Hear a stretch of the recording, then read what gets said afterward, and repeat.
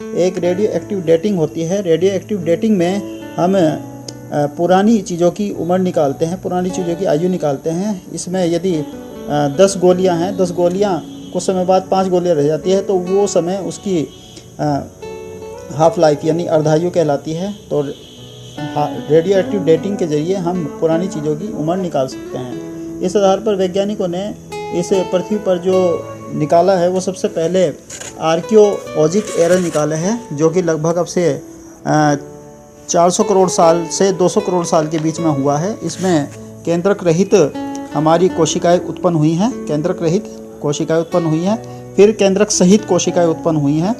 इसे archaeologic era कहते हैं, समय कहते हैं। उसके बाद प्रोटीरोजोइक एरा शुरू हुई, जो कि 370 लाख साल तक चलती रही। इसमें हरे समुद्री शैवाल पैदा हुए और प्रोटोजोआ, एनिलिडा आदि समूह पैदा हुए। इसी प्रकार एक पैलिओजोइक एरा शुरू हुआ, जो कि 300 लाख साल तक चलता रहा। ये अलग अलग एरा में डिवाइडेड है, जैसे कैम्ब्रियन, ऑर्डोविशियन, साइलूरियन, डेवोनियन, कार्बोनिफेरस, परमिनियन और ट्राइएसिक, जुरासिक, क्रिटेसिस। तो इसमें सबसे पहले कैम्ब्रियन में सबसे पहला मोलस्का पैदा हुआ।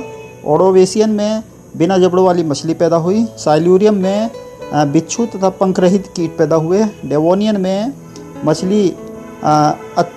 मछलियों का पूरी दुनिया पे शासन रहा, पूरे संसार में ज़्यादातर मछलियाँ रहीं तथा विशाल जंगल पैदा हो गए।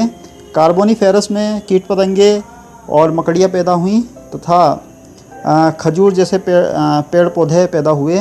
और परमियन काल में बड़े एम्फीबियन ख़त्म हो गए और मछलियों ने धरती पर आना शुरू किया, जिन्हें एम्फीबिया कहते हैं, तथा शंकुधारी पौधों का विकास हुआ।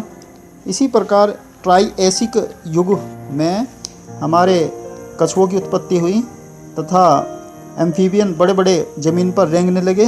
इसी प्रकार जुरासिक में डायनासोर की उत्पत्ति हुई, बड़े बड़े जानवर डायनासोर्स के रूप में धरती पर राज करने लगे। और क्रिटेशियस में डायनासोर का जो है चरम पूरी पृथ्वी पर रहा, डायनासोर का पूरी पृथ्वी पर राज